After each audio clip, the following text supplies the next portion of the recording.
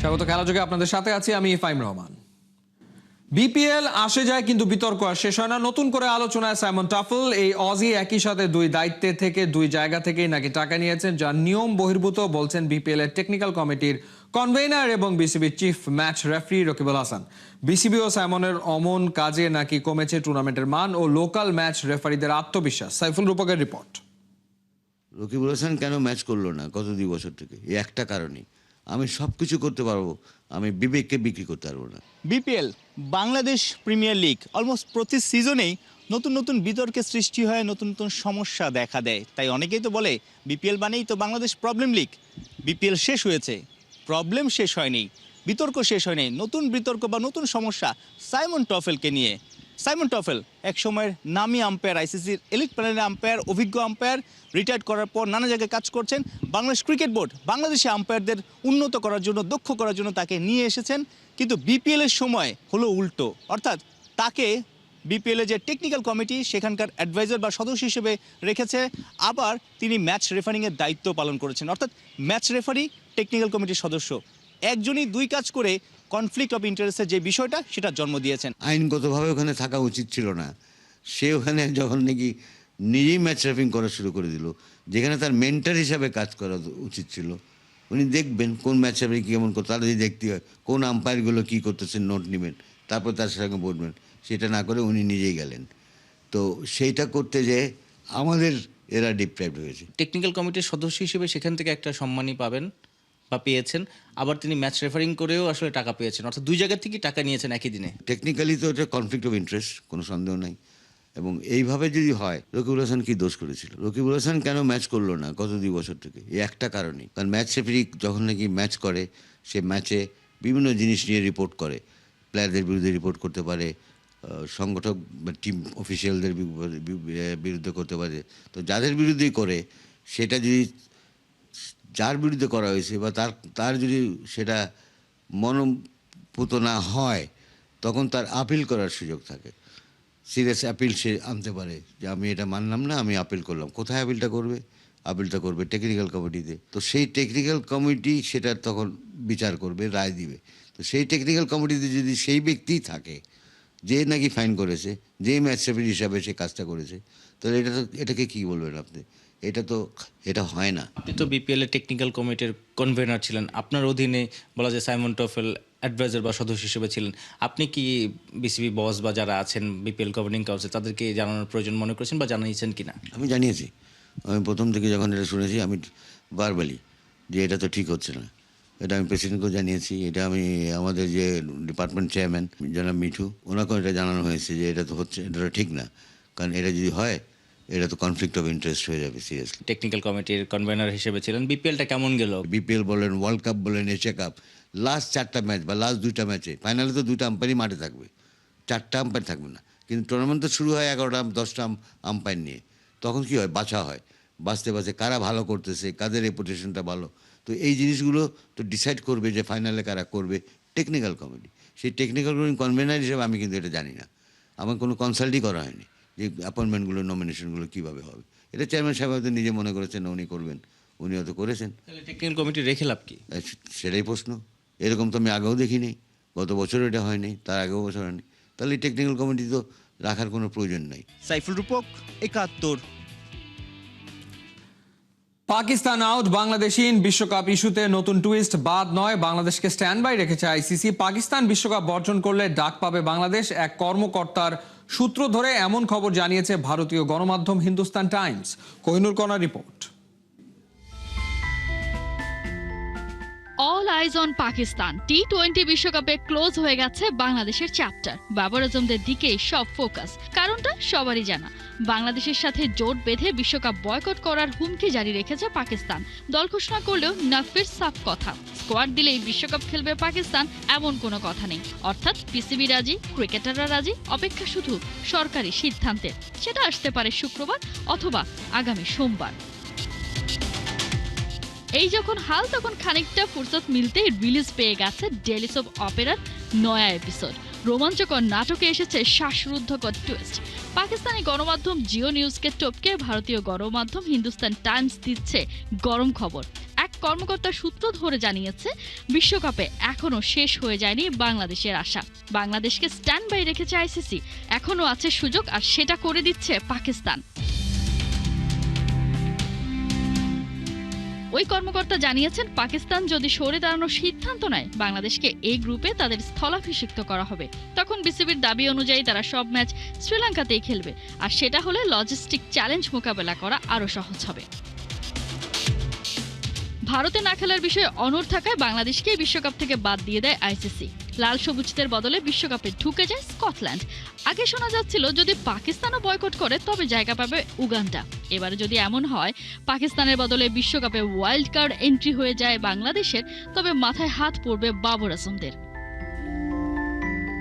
যদিও পাকিস্তানের বিশ্বকাপ বর্জনের তেমন কোনো বাস্তব ভিত্তিক কারণ নেই, আর যদি করেই বসে তবে আর্থিক ক্ষতি তো আছেই, ওদের উপর আসতে পারে একাধিক নিষেধাজ্ঞা, যা আগেই সাবধান করে দিয়েছে আইসিসি। বোদ্ধাদের মত, পাকিস্তান কখনোই বাংলাদেশের জন্য নিজেদের এত বড় ক্ষতি করবে না। ভুলে গেলে চলবে না, পিসিবি চেয়ারম্যান মহসিন নকভি আগে একজন পলিটিশিয়ান, তারপর বোর্ডের অভিভাবক, তাই সময় বুঝে চাল দেয়াতে একেবারে উস্তাদ। কোহিনুর কণা, ৭১। একের পর এক কুটচালে নিজেদের আধিপত্য জাহির করেও বিশ্বকাপ আয়োজন নিয়ে স্বস্তিতে নেই ভারত। এবার দেশটিতে দেখা দিয়েছে নিপা ভাইরাসের প্রাদুর্ভাব। এরই মধ্যে বিশ্বকাপের ভেন্যু পশ্চিমবঙ্গে একাধিক ব্যক্তি নিপা ভাইরাসে আক্রান্ত হবার কথা জানা গেছে। প্রাণঘাতী এই রোগ যে হারে ভারত জুড়ে ছড়াচ্ছে তাতে বিশ্বকাপ নির্দিষ্ট সময় হবে কিনা তা নিয়েই দেখা দিয়েছে সংশয়। বিস্তারিত পার্থ বণিকের রিপোর্টে। লাশ পড়ে আছে স্ট্রেচারে, কিন্তু চারপাশে আত্মীয় স্বজন নেই। আছে কিছু পিপিই পরিহিত চিকিৎসক।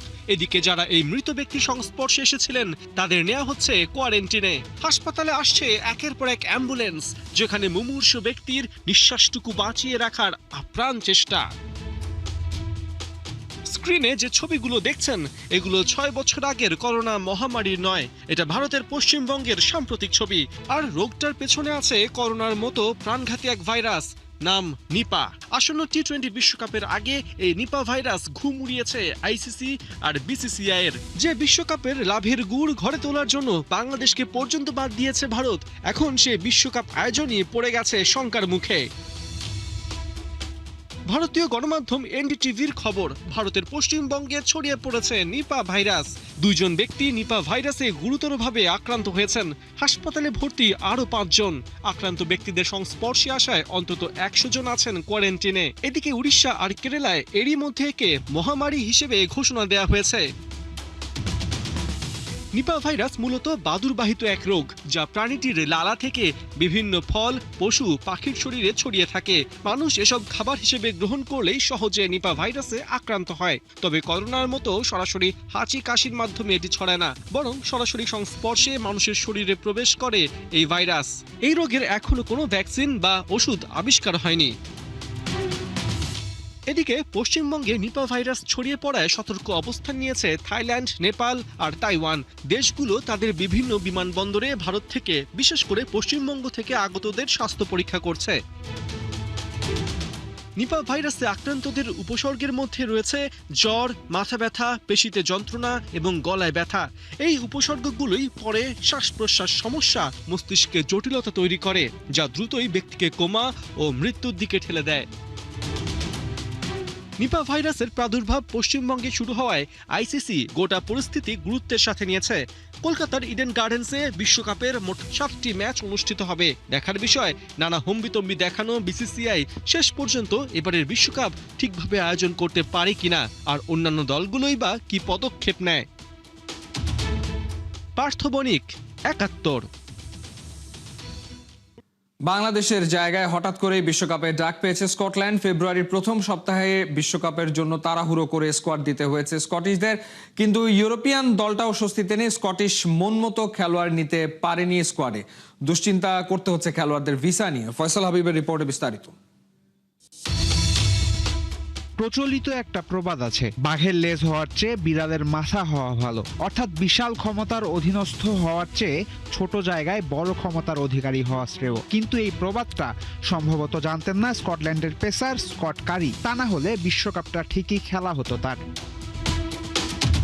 স্কট কারির আন্তর্জাতিক ক্যারিয়ার বলতে 3টা ওয়ানডে ম্যাচ। 2024 সালে স্কটল্যান্ডের জার্সিতে খেলেছিলেন সেই 3 ম্যাচ। 3 ম্যাচে 4.5 কম ইকোনমি রেটে 3 উইকেট নেওয়া কারি হতে পারতেন স্কটিশদের বড় অস্ত্র, কিন্তু বাঘের লেজ হওয়ার স্বপ্নে বিভোর কারি পাড়ি জমান ইংল্যান্ডে, ডাকও পান ইংলিশদের স্কোয়াডে। 2025 সেপ্টেম্বরে ইংল্যান্ডের আয়ারল্যান্ডের বিপক্ষে টি-20 সিরিজের স্কোয়াডে ছিলেন স্কট কারি। অবশ্য কোনো ম্যাচ পাননি তিনি, কিন্তু যেহেতু ছিলেন ইংল্যান্ডের অফিসিয়াল টিম শিটে, তাই 2028 সালের সেপ্টেম্বর পর্যন্ত স্কটল্যান্ডের হয়েও খেলা হবে না তার। ফলস্বরূপ স্বপ্নের বিশ্বকাপে অংশ নিতে পারছেন না তিনি। স্কটল্যান্ডের ভয় আছে আরো একটা বিষয় নিয়ে। স্কোয়াডে থাকা সাফায়েন শরীফ সময় মতো ভিসা পাবেন তো? সাফায়েন শরীফের জন্ম ইংল্যান্ডে, কিন্তু তার বাবা ছিলেন পাকিস্তানি। এ কারণেই সময় মতো শরীফের ভারতীয় ভিসা পাওয়া নিয়ে আছে শঙ্কা। শঙ্কার যথেষ্ট কারণও আছে অবশ্য। এর আগে ইংল্যান্ডের 2 ক্রিকেটার আদিল রশিদ এবং রেহান আহমেদের ভিসা নিয়েও ঝামেলা হয়েছে। ইউএস এর 4 ক্রিকেটারের ভিসা অ্যাপ্রুভ হওয়ার খবর পাওয়া যায়নি এখনো, তাই স্বাভাবিকভাবেই ভয়টা আছে সাফায়েন শরীফের ভিসা পাওয়া নিয়েও। অবশ্য স্কটল্যান্ড ক্রিকেট বোর্ডের প্রধান নির্বাহী আশাবাদী সময় মতো ভিসা পাওয়ার ব্যাপারে। বলেছেন আইসিসি খুবই চেষ্টা করছে সময় মতো যেন ভিসা পাওয়া যায় সেই ব্যাপারে। যদি সাফায়েন শরীফের ভিসা হয়েও যায় সময় মতো, এরপরেও কিন্তু থেকে যাবে কিছু প্রশ্ন। ক্রিকেটকে গ্লোবাল খেলা বানানোর চেষ্টা চালাচ্ছে আইসিসি। কোনো গ্লোবাল স্পোর্টসে কি খেলোয়াড়দের ভিসা পাওয়া নিয়ে এমন সমস্যা হয় নাকি? ইরানের ফুটবলাররা কি যাবে না আমেরিকায় খেলতে, বা ইসরায়েলের খেলোয়াড়দের কি ভিসা আটকে দেয় অন্য কোনো দেশ? তবে ক্রিকেটের বেলাতেই কেন? প্রশ্ন আছে আরও। ক্রিকেট যাচ্ছে অলিম্পিকে, সেখানেও কি রাজনীতির উপস্থিতি থাকবে? পুরো দুনিয়ার সামনে অলিম্পিককে কলুষিত করে ভারত কি বলবে হ্যান্ডশেক করব না পাকিস্তানিদের সাথে? সবচেয়ে বড় প্রশ্নটা খোদ ভারতকে নিয়ে। 2 বছর অন্তর অন্তর ভারতে বসছে আইসিসি টুর্নামেন্ট। 2029 সালের আইসিসি চ্যাম্পিয়ন্স ট্রফি এবং 2031 ওয়ানডে বিশ্বকাপও বসবে ভারতে। তখনও কি পাকিস্তান এবং পাকিস্তানি বংশোদ্ভূত খেলোয়াড়দের ভিসা দেয়া নিয়ে গড়িমসি হবে? তখনও কি হাইব্রিড মডেলে টুর্নামেন্ট আয়োজন হবে? প্রশ্ন থাকবে আইসিসির সদস্য দেশগুলোর প্রতিও। গ্লোবাল স্পোর্টস বানানোর স্বপ্ন দেখিয়ে আইসিসির এমন জোকারি আর কতদিন মুখ বুজে মেনে নেবে সবাই? ফয়সাল হাবিব, 71। চোট, প্রত্যাবর্তন আর বিশ্বকাপ স্বপ্ন, এই 3 শব্দেই যেন এখন ঘুরছে নেইমারের ক্যারিয়ারের বর্তমান অধ্যায়। হাঁটুর অস্ত্রোপচারের পর দীর্ঘ অপেক্ষা, জল্পনা আর সংশয়ের মাঝে অবশেষে আশার আলো দেখাচ্ছে সান্তোস। ক্লাব সভাপতির কণ্ঠে মিলেছে ইতিবাচক বার্তা। নেইমারের মাঠে ফেরা আর দূরে নয়। তবে প্রশ্ন একটাই, কবে ফিরবেন তিনি? আর সেই ফেরা কি খুলে দেবে 2026 বিশ্বকাপের দরজা? আরো জানাচ্ছেন জুবায়ের নূর। দীর্ঘ লড়াইয়ের আরেকটি অধ্যায়। ব্রাজিলিয়ান সুপারস্টার নেইমার জুনিয়রের পুনর্বাসন প্রক্রিয়া এগোচ্ছে ঠিক পথেই, এমনটাই জানাচ্ছে তার ক্লাব সান্তোস। 2025 মৌসুমের শেষ দিকে ব্যথা নিয়েই মাঠে নামতে হয়েছিল নেইমারকে। শেষ পর্যন্ত গত 22 ডিসেম্বর তার বাঁ হাঁটুতে অর্থোস্কোপিক সার্জারি করানো হয়। অস্ত্রোপচার সফল, পুনর্বাসনও সন্তোষজনক। এখন পর্যন্ত সবকিছুই পরিকল্পনা মাফিক।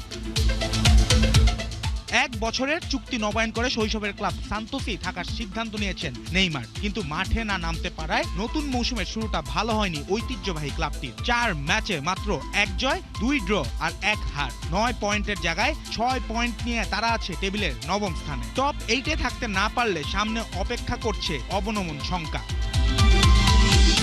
ঠিক এই সংকটময় সময়েই নেইমারের ফেরার অপেক্ষায় ক্লাব। সামনে টানা 2 ম্যাচে পুরনো প্রতিদ্বন্দ্বী সাও পাউলোর বিপক্ষে লড়াই 31 জানুয়ারি ও 4 ফেব্রুয়ারি। গুঞ্জন আছে এই 2 ম্যাচের যে কোনো একটিতে দেখা যেতে পারে ব্রাজিলিয়ান ফুটবলের সেই চেনা মুখকে।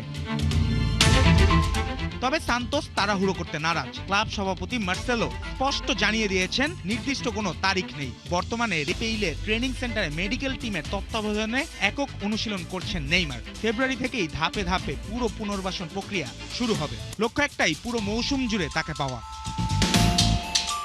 ক্লাব ফুটবলের বাইরেও নেইমারের চোখ আটকে আছে আন্তর্জাতিক মঞ্চে। 2023 সালের অক্টোবরে উরুগুয়ের বিপক্ষে ইনজুরির পর আর জাতীয় দলের জার্সি গায়ে তোলা হয়নি তার। এই সময়ের মধ্যেই বিশ্বকাপের টিকিট নিশ্চিত করেছে ব্রাজিল। নতুন কোচ কার্লো আনচেলত্তির অধীনেও এখনো মাঠে নামা হয়নি নেইমারের, তবে দরজা বন্ধ হয়নি। সাবেক বিশ্বকাপ জয়ী ক্লেভারসনের মতে পুরো ফিট না হলেও নেইমারের প্রতিভা এমন যে বিশ্বকাপের মঞ্চে পার্থক্য গড়ে দিতে পারেন।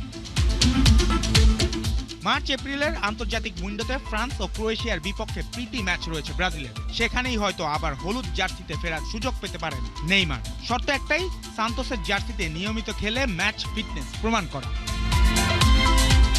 চোট কাটিয়ে ফেরার লড়াইটা নেইমারের জন্য নতুন নয়, কিন্তু বয়স, ইনজুরি আর সামনে শেষ বিশ্বকাপ সব মিলিয়ে এই প্রত্যাবর্তন তার ক্যারিয়ারের সবচেয়ে গুরুত্বপূর্ণ অধ্যায়। সান্তোসে ফেরা মানেই শুধু ক্লাবকে বাঁচানো নয়, নিজের স্বপ্নকেও বাঁচিয়ে রাখা। সময় এখন নেইমারের। প্রশ্ন শুধু একটাই, মাঠে নামার দিনটা কবে? জুবায়ের নূর, ৭১। এই ছিল এই মুহূর্তের খেলাযোগে। সরাসরি সংবাদ অনুষ্ঠান দেখতে চোখ রাখুন ৭১-এর ফেসবুক পেজ এবং সাবস্ক্রাইব করুন ৭১-এর ইউটিউব চ্যানেলে। ৭১-এর সাথেই থাকুন।